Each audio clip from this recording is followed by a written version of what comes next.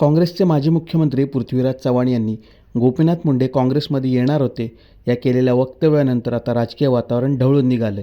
यात शेतकरी नेते माजी खासदार राजू शेट्टी यांनी 2004 ते 2014 या कालावधीमध्ये गोपीनाथ मुंडे यांची भारतीय जनता पक्षात होणारी घुसमट मी जवळून पाहिली होती असे म्हटले आहे.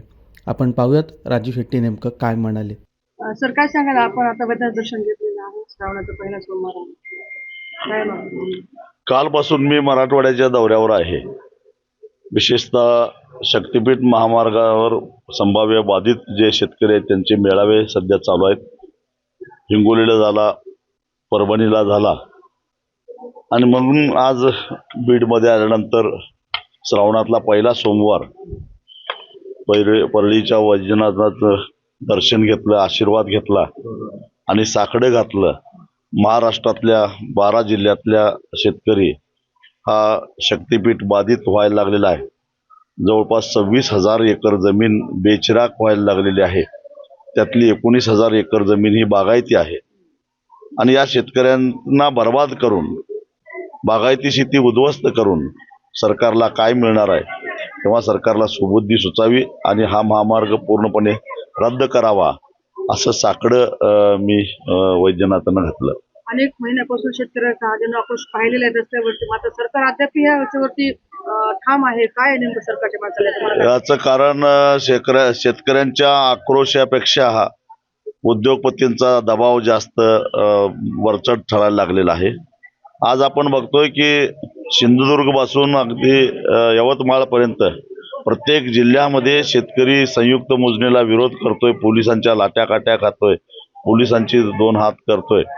परंतु प्रचंड पोलीस बंदोबस्त आणून सरकार दडपशाहीच्या मार्गाने चाललेलं आहे.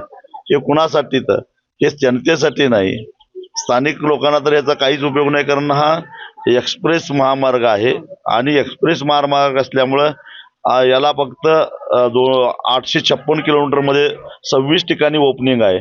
म्हणजे जवळपास साधारणपणे 25-30 किलोमीटरला एका ठिकाणी ओपनिंग आहे. म्हणजे त्या स्थानिकांना त्याचा काहीच उपयोग नाही. रस्ता ओलांडता येत नाही, त्याच्यावर रिक्षा नाही, सायकल नाही, मोटरसायकल नाही, ट्रॅक्टर नाही, छोटा हत्ती नाही. मग 100च्या पेक्षा जास्त स्पीडनं पळणारी वाहनं त्याच्यावरून जाणार आणि ती टोल देऊन जाणार. मग स्थानिकांना याचा फायदा काय? बरं, एक्सप्रेस हायवे हा बंदिस्त असल्यामुळं तिथं रस्त्याच्या कडेला एखादा हॉटेल, टपरी किंवा धाबा हेही काढता येत नाही. म्हणजे काही उपयोग होणार नसताना केवळ गडचिरोलीतल्या खाणीतलं खनिज द्रुतगतीनं गोव्याला न्यायचं आणि तिथून निर्यात करायचं, यासाठी एका उद्योगपतीसाठी हा सगळा अट्टहास 1,10,000 कोटीचा चुराडा करायचा आणि सोय उद्योगपतीची व्हायची आणि टोलच्या रूपात महाराष्ट्राच्या जनतेनं ते पैसे परत द्यायचं, हा कुठला आला न्याय आहे? म्हणून याला आमचा विरोध आहे. तुम्ही परळीत आहात. परळी आणि बीड जिल्हा हा मुंडे साहेबांचा बालेकिल्ला म्हणून समजला जातो.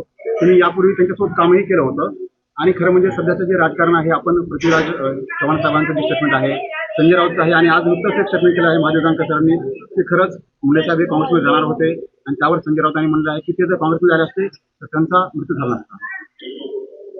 मुंडे साहेब पहिल्यांदा जेव्हा युतीचं सरकार होतं आणि महाराष्ट्राचे उपमुख्यमंत्री होते, त्या काळामध्ये आम्ही महाराष्ट्रातल्या ऊस उत्पादक शेतकऱ्यांना स्वातंत्र्य मिळावं, विशेषतः झोनबंदीच्या जोखंडातून मुक्त करावी म्हणून मोठं आंदोलन केलं होतं. शरद जोशींनी संभाजीनगरला उपोषणही केलेलं होतं आणि त्या काळामध्ये मुंडे समिती नेमली गेली होती आणि झोनबंदीच्या बेड्या आमच्या पायातल्या मुंडे साहेबांनी तोडलेल्या होत्या.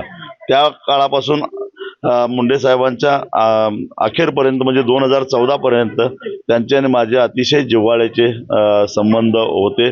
2004 ते 2009 मी त्यांच्याबरोबर आमदार म्हणून विधानसभेत काम केलं. 2009 ते 2014 त्यांच्याबरोबर मी लोकसभेमध्ये खासदार म्हणून काम केलं आणि अतिशय जिव्हाळ्याचे माझे आणि साहेबांचे संबंध होते. त्यांच्या आग्रहामुळंच न करण्यासारखी चूक माझ्याकडून झाली होती, ते म्हणजे NDA मध्ये मी गेलेलो होतो.